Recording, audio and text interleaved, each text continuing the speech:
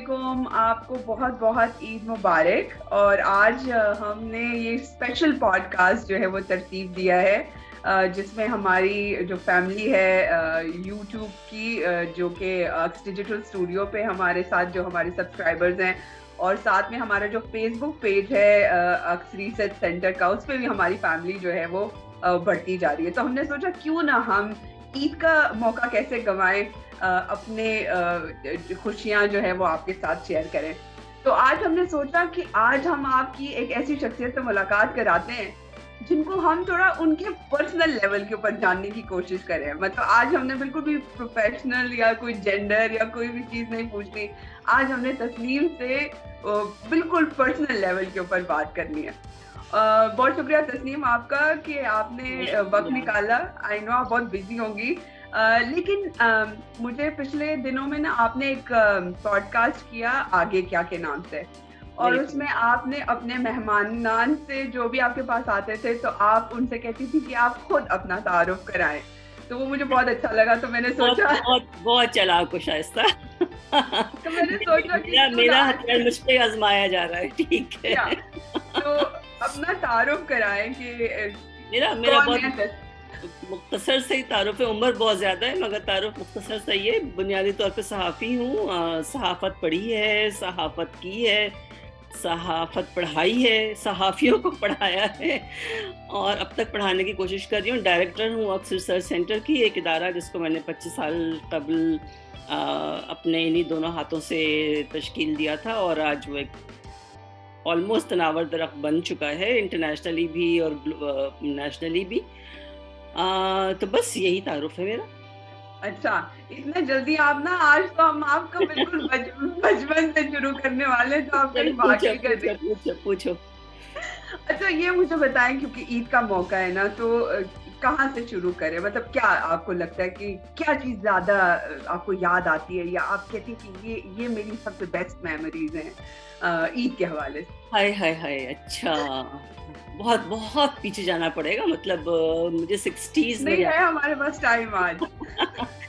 मुझे सिक्सटीज में जाना पड़ेगा, अपने बचपन में जाना पड़ेगा, क्योंकि बचपन मेरे ख्याल से सबका ही बहुत खूबसूरत होता है। और जाहिर है बहुत सारे हमारे ऐसे भी साथी हैं जिनका बचपन शायद इतना खुशगवार नहीं होता, मगर अल्लाह सबको बचपन अच्छा दे, क्योंकि बचपन की यादें आपके साथ चाहे आप जिस उम्र के हो जाएं वो कभी जाती नहीं है।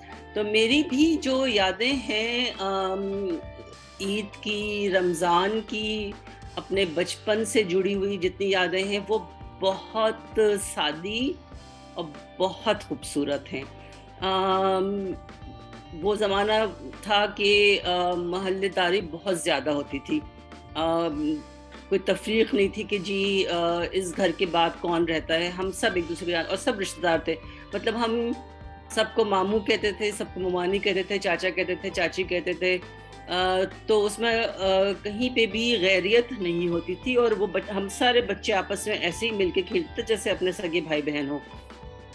तो ईद का, इससे पहले मैं रमज़ान से शुरू करती हूँ कि रमज़ान का चाँद देखना भी एक बहुत बड़ा इवेंट होता था कि अच्छा अच्छा अब चलें, छत पे चढ़ते हैं, चाँद देखते हैं सबके। फिर दुआ मांगना, क्योंकि हमारी अम्मा का ये था कि ईद का चाँद हो या रमज़ान का हो, आप चाँद देख के आंखें बंद करें, हथेली जो है दुआ किस्में खोलें और दुआ मांगें। अब पता नहीं हम क्या दुआ मांगते थे उस ज़माने में, अब तो याद भी नहीं कि वो दुआएं होती क्या थी।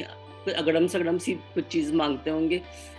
तो फिर ज़ाहिर है कि अगर रमज़ान आ गए, आपकी उम्र 6 साल से ज़्यादा हो गई है, तो फिर आपकी रोज़ा कुशाई होगी।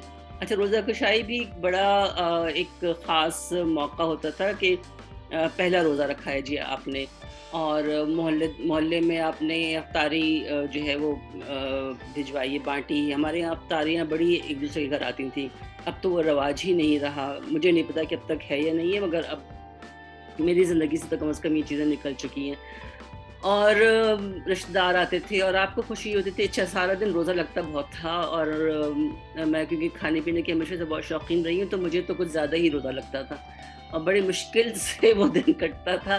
मगर खुशी इस बात की थी कि जी सारे अज़ीज़ रिश्तेदार आएँगे और तोहफ़े लेके आएँगे, पैसे मिलेंगे, बड़ी वाह-वाह होगी कि जी देखें आज इन्होंने रोज़ा रखा है। और ये हम तीनों भाई-बहनों के साथ मुझे याद है, बहन तो खैर मुझसे बड़ी थी इसलिए मुझे उनकी ये रोज़ा कुशाई याद नहीं है, अपनी याद है, अपने छोटे भाई की याद है। ईद की तैयारियाँ हमारी जो होती थी वो आप ये समझ लें कि पूरे साल की जो खुशियाँ होती थी वो एक उस ईद के गिर्द शायद घूमती थी। क्योंकि ज़ाहिर है मिडिल क्लास फैमिली थी, हम सबकी एक ही जैसे लोग थे।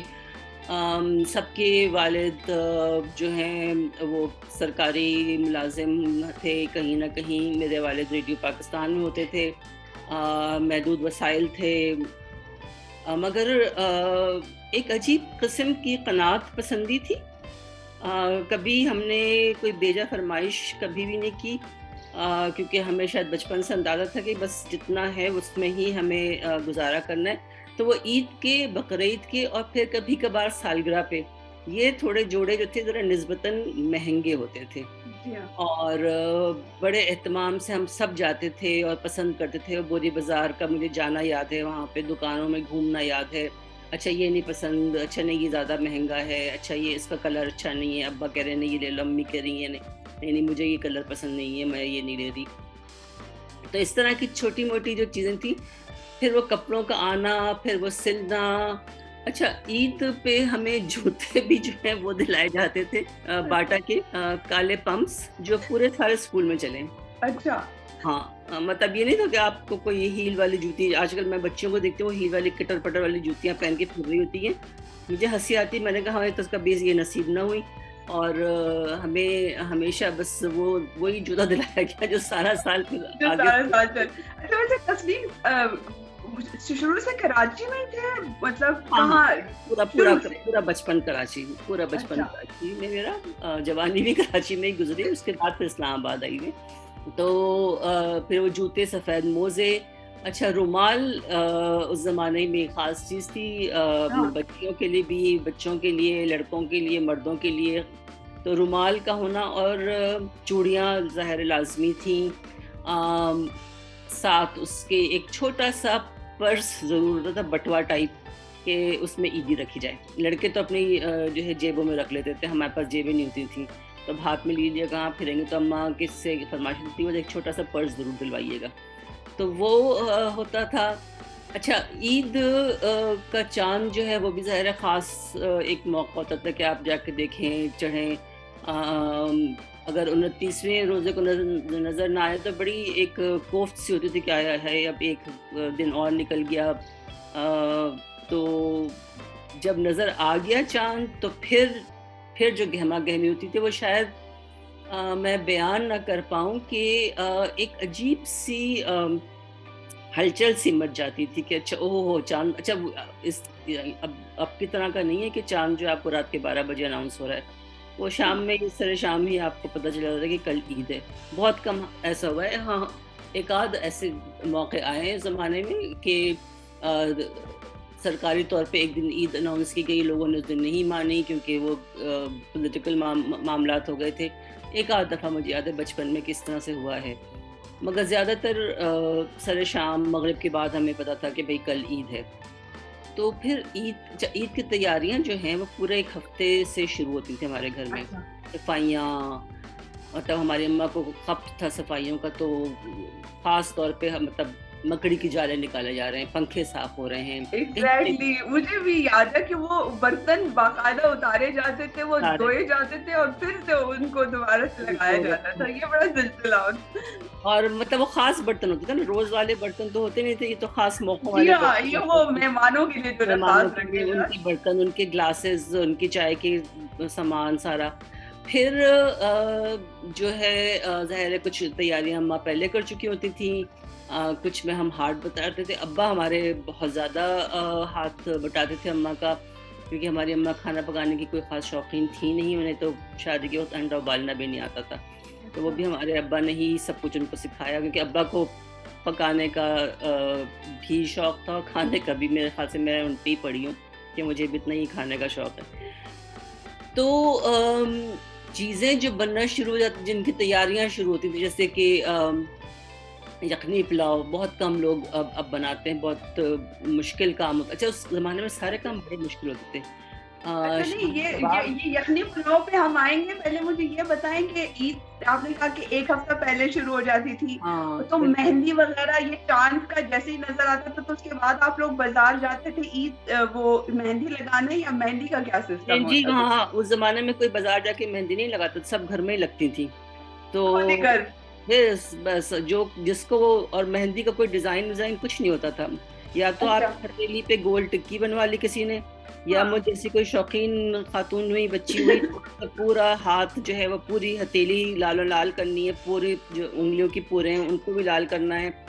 तो वो अच्छा। मेहंदी, मैंने तो वो वाली मेहंदी भी लगाई है जो पत्तों को तोड़ के पीस के जो बनी है।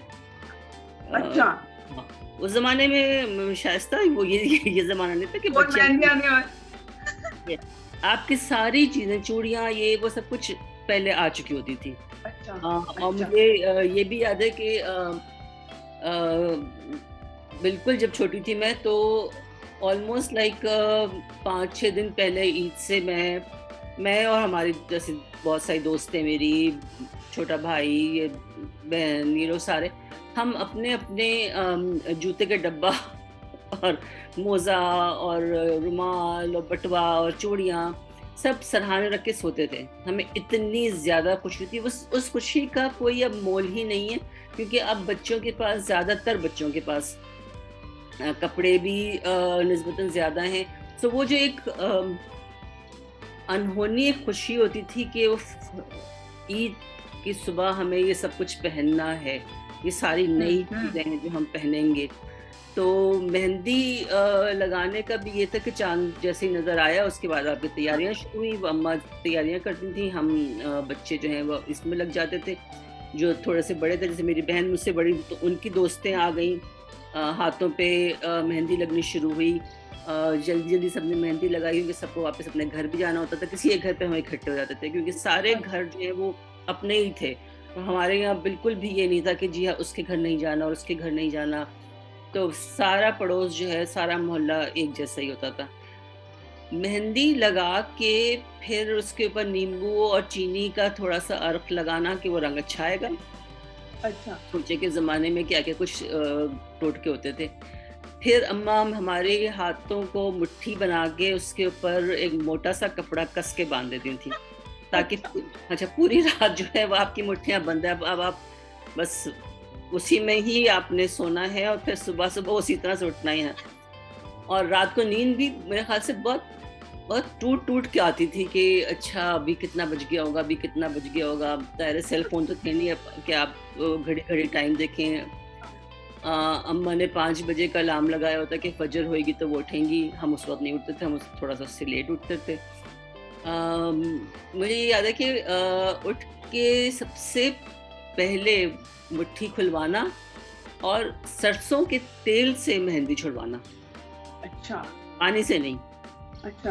ये कहते थे पानी से अगर आपने छुड़वाया तो उसका रंग हल्का पड़ जाएगा। तो सरसों का तेल लगता था बाकायदा, और वो क्योंकि वो इतनी सूख चुकी होती थी कि वो रगड़ रगड़ के हम दोनों हथेलियों को उसको छुड़वाते थे। और बहुत खूबसूरत रंग आता था। जाहिर है कि बिल्कुल हथेलियां जो हैं आपकी लाल हो जाती थी। सुबह की जाहिर है कि तैयारियां, अब्बा नमाज को गए, अम्मी पहले से ही जो है मैंने कपड़े सबके हैंगर करके लगा दिए। तो मतलब ये चीज़ें वो हैं जो शायद अब मुझे नहीं पता कहाँ कहाँ ऐसी चीज़ें अब होती हैं, मगर मेरा बचपन जो था वो चूँकि हम कराची में थे, मेरा ननियाल ढाका यानी कि उस वक्त का जो मशरक़ी पाकिस्तान था उसमें था। ददियाल में इतने लोग थे ही नहीं, फुप्पी कराची में ही थी। ताया और दादी जो वो कलकत्ते में थे। सो कराची में बस बहुत थोड़े से रिश्तेदार थे, तो ज़्यादातर हमारे अब्बा के अम्मी के दोस्त वगैरह, महल्लेदार, और कभी कभार कुछ रिश्तेदार। तो ईद पे इनका आना जाना बहुत होता था। अ, मैं ज़रूर ज़िक्र करना चाहूँगी कि तैयारियाँ क्या होती थी खाने पकाने की, जो आपसे पहले हम्म। बात हो रही थी ना कि उस ज़माने में शामी कबाब का कीमा भी सिलबट्टे पे पिसता था। अच्छा। आप सोचें, कि ये नहीं कि आपने ग्राइंडर में डाला और पीस लिया, तो बाकायदा सिलबट्टे पे वो पीसा जाता था। फिर वो उसके अंदर हरी मिर्च, धनिया, प्याज वो सब डाल के फिर वो गोल टिक्की बन के फिर उसको तलना। यखनी पुलाव जैसे मैंने आपको बताया। इसके अलावा शीर खुरमा एक ख़ास चीज़ होती थी, ज़ाहिर है कि उस ज़माने में भी थी। सेवइयाँ अलग बनती थी, शीर खुरमा अलग बनता था, मगर जो ख़ास एक और चीज़ हमारे यहाँ बनती थी वो थी फिरनी। अच्छा, फिरनी जो थी वो हमारे यहाँ बनती थी, जैसे मैंने कहा था ढाका में हमारा ननियाल था, तो नानी हमेशा जब भी कोई आ रहा होता था कराची तो अम्मा के लिए चीज़ें भेजती थी। टीसीएस तो था नहीं कि टीसीएस से आएंगी, और पार्सल से अगर आप भेजो तो वो चीज़ें गल सड़ जाती। तो उस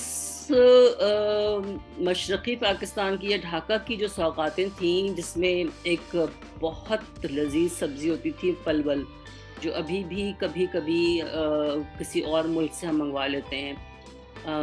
कराची में पहले मिल जाती थी, अब वो भी नहीं मिलती। इसके अलावा पटियाली गुड़ होता था एक, जो ख़ास जिससे खीर बनती थी गुड़ की। इसके अलावा रसगुल्ले, इसके अलावा आमरस होता था। इसके अलावा वो फल जो उस वक्त कराची में बिल्कुल भी नहीं थे। कराची में शुरू में फल थे ही नहीं वैसे। केले वगैरह भी बहुत मुश्किल से मिलते थे, सेब वगैरह कहीं से आ जाते थे।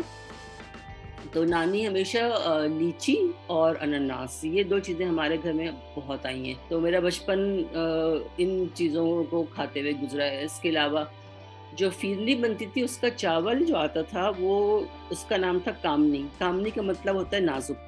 तो वो चावल के दाने इतने बारीक होते थे, उसकी फिरनी बहुत लजीज बनती थी, बहुत खुशबूदार वो चावल होते थे। तो ये सारी कुछ तैयारियां होती थी और बिल्कुल सादगी से मतलब सारा काम होता था। इसमें कोई शोशा नहीं था, इसमें कहीं पे कोई नमूद नुमाइश नहीं थी। इसमें बस ये था कि हाँ, अब्बा सुबह गए, नमाज से आए वापस, हम सबको प्यार किया, ईदी दी, फिर हम सब नाश्ते पे बैठे, सब ने मतलब हाथ बटाया अम्मा का, कि ये नहीं कि अम्मा के लिए काम कर रही हैं। इवन छोटा भाई जो है उसको भी लगा दिया जाता था काम पे। और मुझे अभी भी याद है कि नाश्ते के बाद अम्मा जो है 30 रोज़े रख के, उनका जो सबसे उनकी बड़ी खुशी होती थी या जो उनको तस्कीन मिलती थी, वो चाय का एक वो जो जिसको कहते हैं कड़क चाय, तेज चाय, गरम, मतलब उस तरह की, उसका एक कप और अखबार तो वैसे भी रमज़ान रोज़े में भी पढ़ती थी, मगर कहती थी कि पूरे रमज़ान मुझे कभी रोज़ा नहीं लगा, मगर सिर्फ इस कप की जो तलब है।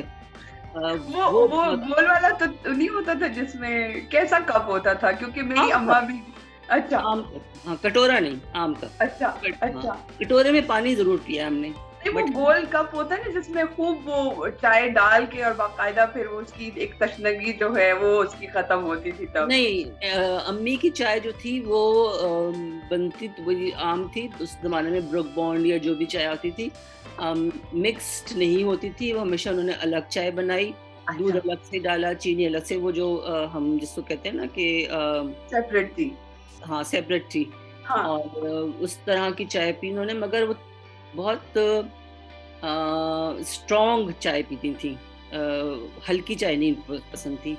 और इसी से जुड़ा एक और वाक़या मैं आपको सुना दे सकती हूँ अपने बचपन का, कि वो एक फिल्म देख उनको पता चला कि फिल्म लगी है आरज़ू, इंडियन फिल्म, के ज़माने में इंडियन फिल्में आती थी। तो वो और हमारे कज़न हैं थे फूफीज़ाद भाई, तो उन्होंने कहा चले मामी हम देख के आते हैं। तो अम्मी फिर गई और घर के पास ही था सिनेमा हॉल। वापस आई तो सर उनका दर्द से फट रहा था। मालूम हुआ कि वो देखने गई थी आरज़ू, तो वहाँ पे लगी हुई थी मिर्ज़ा गालिब। और मिर्ज़ा गालिब कौन बना था? सुधीर एक एक्टर होते थे। वो मिर्ज़ा गालिब बने थे। और अम्मी का, क्योंकि बहुत जो उनका एस्थेटिक्स थे और जो उनका टेस्ट था वो बहुत ज़्यादा रिफाइंड किस्म का था, बहुत ज़्यादा चीज़ों को वो बारीकी से देखती थी। तो उस फिल्म से उनके सर में इतना दर्द हुआ, तो उन्होंने आके मेरी बहन से कहा, क्योंकि वही बड़ी थी उस वक्त, कि मुझे चाय के साथ एस्प्रो दे दो। एस्प्रीन को उस वक्त एस्प्रो कहते थे, एस्प्रो की टैबलेट्स होती थी। उन्होंने कहा 2 गोलियां एस्प्रो की मुझे चाय के साथ दो। हमारी बहन बहुत अक्लमंद, उन्होंने चाय के अंदर वो 2 गोलियां डाल के दे दी उनको। तो मैंने कहा एक वैसे ही मेरा सर दर्द से फटा जा रहा है, तुमने अब ये क्या किया? मैंने कहा आप ही ने कहा था चाय में कि चाय के साथ 2 स्पून दे दो, तो वो तो मैंने कर दिया। तो ये सारी छोटी-छोटी चीज़ें थी। तो ईद से खैर जुड़ी हुई बेशुमार यादें कि गुब्बारे वाले का आना, फिर वो जो गोल झूले होते थे, उनमें हमारा बैठना बहुत होता था। क्योंकि उस दिन खुली छूट होती थी कि आप जो दिन चाहे करें, दोस्तों के साथ घूमें फिरें, बस ज़ाहिर बाउंड्रीज थी कि हाँ इससे आगे आपने अकेले नहीं जाना, सड़क नहीं क्रॉस करनी अकेले। सो ये सारा कुछ हम करते थे। तस्नीम, आपने बताया ना कि मतलब ऑब्वियसली उस जमाने में भी आपको एक होता है कि ईदी जो आपको मिल, तो आपके रिश्तेदार और अहबाब तो इतने थे नहीं, तो ईदी का क्या सिस्टम होता था? ज्यादा किससे मिलती थी क्या? और बहन भाइयों में कोई लड़ाई वड़ाई होती थी? नहीं, लड़ाई तो खैर नहीं हुई कि हम बहनें तो काफी हमारा वो था कि एज में फर्क था, तो उसका उसका अपना एक सर्कल था दोस्तों का, मेरा अपना, मैं और मेरा भाई में कम एज का डिफरेंस, तो हम ज़्यादातर साथ रहे हैं। और वो बहुत किफ़ायत शुआर किस्म का इंसान था जिसको हम कंजूस भी खैर कहते थे। वो ईदी संभाल के रखता था हमेशा। और मैं और मेरी बहन हमेशा से बहुत शाह खर्च रहे हैं, तो हम तो पहले से सोच चुके होते थे कि अच्छा बस जो आएगा जितनी भी, और रुपया 2 रुपया मैक्सिमम, जाके जब हम बहुत बड़े हुए तो 5 रुपए हुए, मगर रुपये 2 रुपये से ज़्यादा हमें ईदी का याद नहीं। अच्छा। तो मुझे याद है कि मुझे क्योंकि गुड़ियों का बहुत शौक था और गुड़ियों की शादी करने का भी बहुत शौक था, तो मैं कपड़े गुड़ियों के खरीदती थी और फिर मैं खुद ही हमारी बुआ आती थी सिलाई वाली, तो मैं उनसे कहती थी इसका गरारा बना दीजिए, इसका ये कर दीजिए। और पड़ोस में किसी का गुड्डा आ गया तो चलो जी आप गुड़िया गुड्डे की शादी करें, तो वो सारा कुछ हमारे जहन में होता था कि हम ईदी को खर्च कैसे करेंगे। फिर जाहिर है कि किताबें हमारे यहाँ एक मर्ज की तरह थी, हर एक के हाथ में हमेशा किताब रही। बचपन से ही हमने तालीम और तरबियत, बच्चों की दुनिया, ये सारी हमारे घर आती थी किताबें। हम वो नौनिहाल, और मैंने तो खैर बच्चों से हट के बड़ों की भी चीज़ें बहुत पढ़ी। अलमारी थी हमारी एक, उसके अंदर अम्मी की किताबें रखती थी, मैं लाइट ऊपर से चढ़ा के फिर उन्हीं के ट्रंक पे चढ़ के मैं किताबें पढ़ती थी। मैंने बहुत छोटे में किताबें पढ़नी शुरू कर दी थी। तो किताबों को था कि हाँ इससे जो है वो हम उस ज़माने में, अब मुझे आई थिंक कुछ फावर नाम था ऑथर का, मुझे नाम भी याद नहीं रहा। मंगू पे क्या बीती और इसकी आप बीती और उसकी आप बीती, तो ये पूरी एक सीरीज होती थी, तो हम नेक्स्ट का इंतज़ार करते थे। तो वो मुझे होता था कि हाँ ये बस अब ईदी मिलेगी तब हम ये वाली किताब खरीद लेंगे। मेरा नाम मंगू है, हाँ, और पता नहीं इसके आली पे क्या गुजरी, और इस तरह की बहुत सारी किताबें उन्होंने लिखी हैं। तो ये सारा कुछ था। बचपन के साथ साथ ज़ाहिर है थोड़ा जब बड़े हुए तो फिर वो चीज़ें भी थोड़ी फ़र्क होनी शुरू हो गई। कुछ ज़ाहिर है कि आप वक्त के साथ वालिद साहब की भी तरक्की होती गई, तो फिर आपके हालात भी थोड़े बेहतर होने लगे। तो खुशियाँ तो वही रही उस वक्त भी, मगर एक की बजाय 2 जूते आ गए। फिर वो काले पंप दोबारा नहीं आए। अच्छा। उनका वक्त गुजर गया। फिर वो हमें स्कूल जब हमारे खुलते थे तब हमें मिल जाते थे। तो ईद वगैरह पे फिर हम अपनी मर्जी से जूते ले लेते थे, जो जिस तरह के भी चाहिए हों। बहुत आई थिंक इसमें कुछ जो कनात पसंदी होती है आपकी, वो आपके वालिदैन की तरफ से मिलती है, क्योंकि मैंने अपने घर में कभी नहीं देखा कि बेजा कोई अम्मा ने कभी कोई चीज़ बस एक ही हो कि बस ये चाहिए ही चाहिए, घर में ज़रूरत है। हमारे घर में कभी इस तरह का कोई माहौल ही नहीं बना कि तो उससे हमने बहुत सीखा कि कफ़ायत शुआरी में कैसे काम चलाते हैं, आप कम रिसोर्सेज में कैसे चीज़ें करते हैं, क्योंकि आपकी क्रिएटिविटी उसी वक्त सामने आती है जब आपकी रिसोर्सेज कम होती है। जब आपके पास बहुत ज़्यादा रिसोर्सेज होते हैं तो आप बाज़ार से भी जाकर चीज़ें ले लेते हैं। तो जब आपके पास रिसोर्सेज कम होते हैं तो आप कपड़े घर में भी सीते हैं, आप कपड़े डिज़ाइन भी खुद करते हैं, आप डिज़ाइन बुक्स, मुझे याद है कि अम्मी के पास होती थी जिसमें से हमारे कपड़े बनाती थी। तो बहुत सारी यादें ऐसी हैं जो मैं कह सकती हूँ कि अम, हर बच्चे की ज़िंदगी में होती होंगी, मगर मुझे लगता है कि अब शायद मेरी बेटी ने वो उस तरह की खुशियाँ ना एक्सपीरियंस की हों, कि वो जूतों का डब्बा सरहाने रख के सोना और मेहंदी जो है वो पीस के वो लग रही है, क्योंकि ये तो बाजार में चले गई तो लग गई, या घर पे कोई आ गई बच्ची तो उसने आके लगा दी, कौन मेहंदी आने लग गई। जब तक मेरी बेटी हुई और वो बड़ी हुई, सो ज़माना बदला, चीज़ें बदली, अम्मी अब्बा ना रहे, तो वो खुशियाँ थोड़ी फिर आपकी फीकी पड़ जाती हैं, जब आपके अपने जिनके साथ आपका बचपन और उसकी यादें जुड़ी हुई हों, और वो जो ईद की जो सारी चीज़ें होती हैं वो जुड़ी हुई हों, तो फिर वो चीज़ें आपको फिर आप बहुत ज़्यादा मेरे ख़्याल से याद आती हैं, बहुत ज़्यादा। माशाल्लाह तस्लीम, आपने तो अपनी वालदा के साथ बहुत अच्छा टाइम गुजारा। मतलब आपका, मतलब मुझे याद है कि आप जब भी इस्लामाबाद आती थी अक्सर ऑफिस के लिए, और जल्दी आपको एक होता था कि वापस जाना है क्योंकि अम्मी के साथ आपका काफी अच्छा वक्त गुजरा। लेकिन फिर वही वाली बात है कि वालिदैन तो ऐसे है कि हाँ, उनके साथ। अम्मी के साथ हमेशा एक तो ख़ैर अम्मी के साथ मेरी अपनी रिलेशनशिप बहुत क्लोज़ थी, मैं बहुत ज़्यादा अटैच्ड थी, बहुत ज़्यादा मतलब मैं उनमें से थी जो अम्मा का पल्लू पकड़ के रहती थी, और मेरी बस ये थी कि मैं मुझे कहीं जाना ही नहीं है अम्मी को छोड़ के। बहुत चिपकू किस्म की मैं बच्ची थी। और मेरी वालिदा भी इतनी ही चिपकू थी अपनी मेरी नानी के साथ। तो अम्मी कहती हैं कुछ हमारे, और मेरी बेटी भी उतनी ही थी, क्योंकि वो भी मेरा पल्लू पकड़ के ही रही जब तक मेरे पास रही। तो नहीं, वालिदा के साथ बहुत ज़्यादा मैंने वक़्त गुज़ारा, और मेरे ख़्याल से ज़्यादा वक़्त जब आप गुज़ारते हैं, वालिद के साथ भी ख़ैर गुज़ारा बहुत वक़्त, और मगर उनका इंतकाल ज़ाहिर है वालिदा से बहुत पहले हो गया था। मगर अम्मा का जो है वो ये था कि ईद मतलब वो बेड रिडन थी, तब भी उनको ये था कि अच्छा सुबह के शीर खुरमे का सामान आ गया है, फलाना, मतलब वो इतना इन्वॉल्व रहती थी हर चीज़ में। अच्छा सुबह कौन आ रहा है, कौन नहीं आ रहा है। सो ये सारा सिलसिला जो है वो फिर जब उनकी वफ़ात हो गई तो फिर वो चीज़ें भी ख़त्म हो गई। हालाँकि हमने बरकरार रखी कि हम ईद पे ज़रूर मिल लेते हैं भाई-बहन। सारा साल जितना भी कम मिलें, क्योंकि सब अपने-अपने कामों में मसरूफ़ होते हैं, मगर ये कि ईद पे ज़रूर हम कोशिश करते हैं कि मिल लें। तो